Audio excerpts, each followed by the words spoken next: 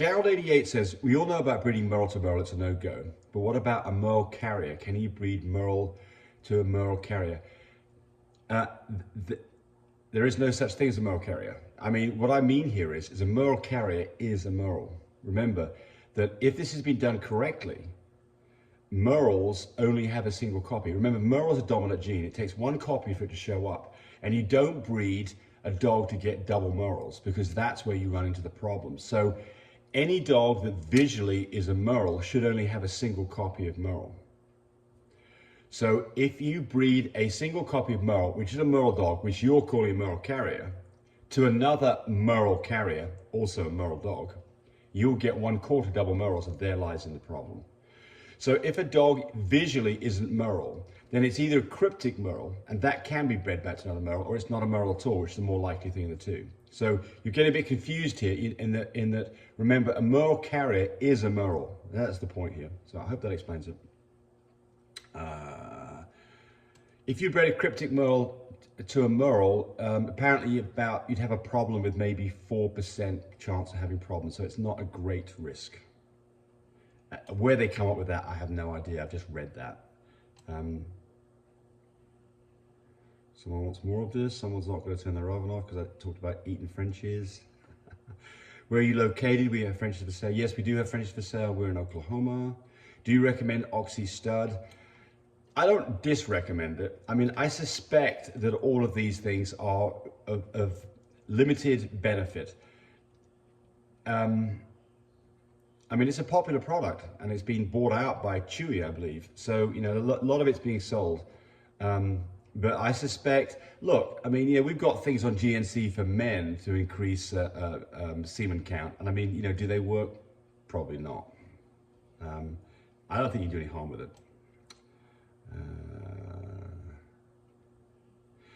Nicole Epperson, I'm wondering, will my female stand for my male if she's not ready to mate yet? Or is she willing to stand the complete cycle? Some dogs are slutty and they stand the entire time. So typically what you see is dogs that are ready or getting ready will stand for a bit and then will walk away, turn around, growl or whatever. And when they're actually at the point where they're close to or right at the point where they are receptive, they'll stand there and let the dog basically what's called standing heat. And the dog will let another dog mount them on the back. It is certainly a good indication that you're in the right place, but it's not a guarantee. It's certainly not 100% reliable. And that's why you do progesterone tests. So, and then different dogs will have different behaviors. Some dogs will not let another dog near them, period. Even when they're fully in heat and they're ready to go, they still want nothing to do. And some dogs are particular about which dogs they want to have around them. I mean, I guess it's like human beings. You know, they've got dogs they like and dogs they don't like. So some dogs that just won't be receptive at all, and then another dog they might be receptive to. So they definitely have preferences like we do. So the answer to this is the discharge color, going pink to light is a good indication you're in the right place. A dog that's in standing heat, it'll stand there and let a dog mount on its back, move its tail over to the side and flag. Those are all good signs you're in the right place. And typically you should be around day 11 through 13 is kind of the norm for it. But the most reliable thing is to do a progesterone test. And so, you know, with our stud service, we really recommend that people do that because, you know, when you've got your own stud dog there, you've got the ability to decide whether they're ready that day or not. If you're going to ship something in, you've got to get your timing right because, you know, you can't unship it. Now, if you're using our studs and we're using our product Shipmate, you can have semen arrive and stick it in the fridge for literally days until the dog's ready. So you've got some ways around this. But anyway, okay. Somebody's asking, is Mando currently available for study? Yes, he is. He's already got quite a few breedings under his belt. We haven't seen any puppies yet, but we will soon. Any treatment for dry eye? Not anything different than what you do for a human being. I mean, there are products that we can use for human beings for dry eye, and I suspect those are probably work in dogs, but I don't know that's true. Jammin' Mammy says, I don't know how well this would work for parvo, but I pressure can my own chicken and rice soup in quart jars, so I always have some on friends and family who are not feeling well. Yeah, well, I mean, here's the problem. I mean, look, I think it's great that you're doing that, and I'm absolutely sure that dogs would love that as a meal. I have no doubt. If you've got a dog that's a picky eater, especially dogs maybe that are getting close to whelp, or at the point they've whelped and they've lost their appetite for a few days, that would be a great thing to offer them. I think that you'd find that dogs who were very finicky about eating might just lap and just chow down on that. Unfortunately, for a dog that has parvo, this is not a question of that they won't eat particular foods. This is that they won't eat anything. They just flat are not going to eat anything. And if they do, they vomit it up. So this is, unfortunately, the fix for parvo is hydration, antibiotics, anti-nausea medicine, Pepto-Bismol to calm their stomach. Those are the things to do. And then if it gets really bad, you've got to give IVs, and you've got to give injections in the back of the neck with saline solution. Unfortunately, I don't think the chicken, though it sounds wonderful, I don't think that's going to fix it. Norma Rutledge, what kind of cabbage leads? She's talking about, she says she had puppies over 5 years ago, and she's got huge lumpy, definitely no milk. So she's talking about lumps in her breast. Look, the cabbage lead thing is something that is used for mastitis to help get ducts open back up again. I don't know what the heck's in a cabbage lead that does it, but supposedly it helps. All right, good. Will this help in a situation with a dog that had puppies 5 years ago? No. Why has she got lumpy breasts? Well, could be cancer, could be other things. I think that you've got to go to the doctor on this one. And I suspect that you've got one of two solutions here. You do absolutely nothing, the dog's fine, it's gonna have lumpy breasts, the dog's more than 5 years since it had last puppy, so it's not having puppies again. So if its breasts are non-functional as far as being mammary glands, not an issue. Or you've got something a lot more disastrous going on and it needs to be removed. Which it is, that's the vet to tell you that one. Linda Stringer, could you give me a prediction on due date? I got a test in the morning and she's sitting at 9. We're talking about progesterone levels. So here is the problem with this, and this is the one that the vets will steer you wrong on, is that a progesterone level is not an indicator of how soon the dog will go into labor. You think it would be, but it's not. It is a no-go-go situation. 3 or less, it's go time. So it's safe to take puppies. Any number above 3 is a no-go, and not a prediction of how close it will be. I'll give you an example of this. I had a girl a few months back, and she was 1 day away from her due date. That night, her temperature dropped down to 98.6, so it was like, okay, puppy's in 24 hours.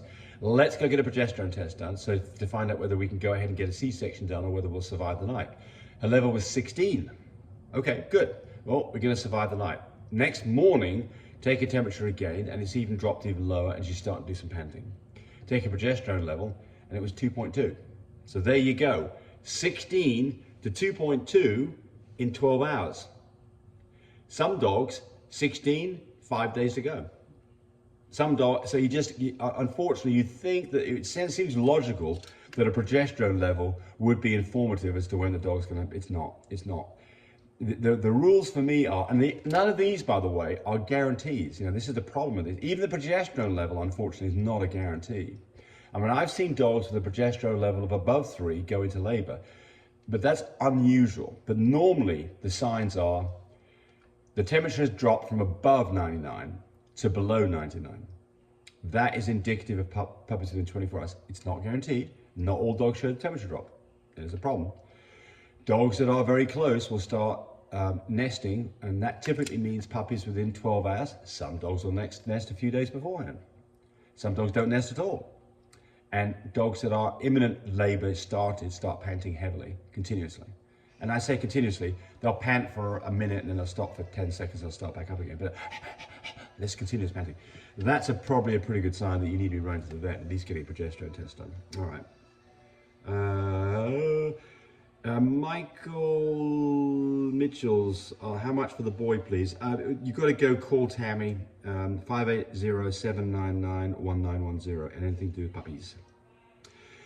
DC Moore has the market for Frenchies gone down. The market for all dogs has gone down. So I think that there's been a general devaluation that's something between 1/3 and 1/2. And I think it's across the board, and it's all kinds of breeds. And we just got a lot of dogs out there, so yeah. It's a good time to buy a puppy. Good price to down. Only if you need one. No, I don't mean just go buy a puppy so you can stick it in the closet. Uh, Sarah Ann, can you explain tweed in terms of merles and how to tell if one is a tweed? So there are merles. They're really interesting coat color patterns, and it's certainly harder to tell things on merles that aren't splashed up like crazy. So you get some merles that only got a little bit of merling on them, or pied merles they only got maybe patches of merle. So those dogs are definitely harder to tell. But generally, the consensus opinion is this: a dog that has two color patterns together is a tweed. So it'll be on a lighter background, and you'll have, for instance, typically these are darker colors, grays and blues. So you might have a light gray with a dark gray. So you'll have patches of light gray and dark gray. They may cover each other, may intersect with each other. That would be a tweed. A regular merle would be a consistent color pattern with one color. And then if it's on a completely white background, that would be a harlequin. Sarah Coleman. How are we doing on time? We're doing right. Can you explain? I read an article that said that parvo test under the vet's office was negative. However, additional samples sent to the Michigan State Veterinary Diagnostic Lab were positive. Yeah, right. So this is the problem: is that there's potential. We don't know the results on this yet, and it'll all come out with time. But the problem is that there may be a new strain here, and so the question then becomes: are the current parvo shots that we're giving effective against that strain? And how do you tell whether your dog actually has parvo, since the test appears to be, it does appear to be parvo, but it's a parvo that doesn't show up on the tests. Susan Brocksmith, somebody asked about how to get rid of parvo in your yard, and Susan Brocksmith says Wizzy Wash, and that's right, that's the product that we use. Wizzy Wash is a cartridge that goes on the end of your garden hose, and you spray everything down with it, and it's great stuff. It's very easy to use, it's fairly inexpensive, and it's got a lot of knockdown power, and it's safe for animals and humans. So Wizzy Wash, W-Y-S-I Wash, Wizzy Wash is a great product. Another thing that does work in the yard is that you mix up bleach and water. So that when we had parvo, decades ago, we did exactly that. And I was a little bit concerned that we were going to destroy our yard. Actually, the yard loved it. It loved the ammonia that was in the bleach. So we mixed up, I think they say 1 part to 10 of bleach to water. We used quite a bit more of that than that, and we basically got buckets of it, sloshed it around the area where the dogs had been, the concrete and that, and then we got one of those sprayers, and we just started spraying. We sprayed that for every day for 10 days, and we never had a problem with parvo after that.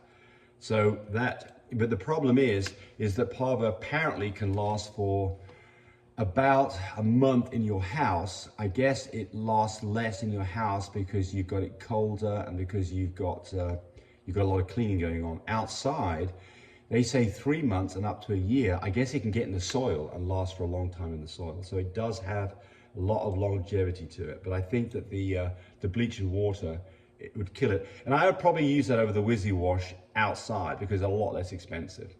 And you can be quite a bit more drastic with bleach and water. It's going on your grass and stuff like that. But the Wizzy Wash is fine too.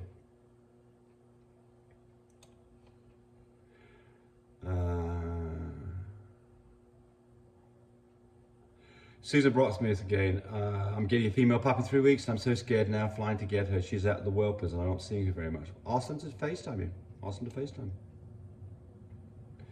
When do you do cat Shiba Inus? When do you do the once a year parvo shots? Actually, I probably misinformed you. You don't do parvo shots. Typically, you don't repeat parvo shots. After a dog has got immunization when it's a puppy, it's done with the parvo shots. It's the rabies shots that you get yearly. The parvo shots, the recommendation is, and you can change this a little bit, but what we do is we do parvo shots at 6, 9, and 12 weeks. And there is some thought that you should do a follow-up parvo shot at the time you do rabies as well. So that would actually be 4 parvo shots. And yes, a 5-in-1 is exactly what we use. So there's 5-in-1, there's 7-in-1. I don't know which one you should be using, but you should have parvo in it. There's other things that are in there that some dogs should have, some dogs might not need. And again, I'm not up on the difference between 5-in-1 and 7-in-1. I think we use a 7-in-1, but I might be wrong on that. And somebody else made a comment here about the parvo. Somebody said bleach. Somebody said sniper hospital disinfectant. Okay, sounds like good stuff. Don't know what that is, but If it's used in a hospital setting, it's presumably safe and got a good knockdown. Somebody else says, if you're a breeder and you have working dogs, avoid parks for sure. Best thing to have is a backyard so they can be separated from other dogs. Yeah, we're talking about parvo again.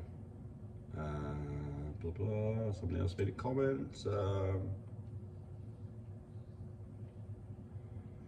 And I think I may have answered this one. We'll try it one more time. I'm looking to do an AI. This is Brandon Harris in a couple of weeks. How far away should I go twice? Not sure what you mean by that. Same day or wait a couple of days? Yeah, so between days 12 and 18. Well, I mean, progesterone levels is the way to get this done, but if you're not doing progesterone, then start when the dog looks like it's getting receptive and its blood color is starting to lighten up significantly, and then breed every other day, maybe 3 times. And so that would typically be day 10 through, day 10, day 12, day 14. That'll give you good coverage. Here we go. Thanks for watching. Bye. Thanks for watching the video. I really appreciate people who subscribe to me. It helps me, encourage me to do more of these videos. But do remember, disclaimer here, I am not a vet. I'm not a licensed medical professional. I'm purely a person who's been breeding dogs for the last couple of decades. Any information that you got from this video, use at your own risk. There's nothing implied here, and certainly this should not be used as a substitute for advice from your veterinarian or your medical professional. I hope you enjoyed the video. Come back for more of them. Bye.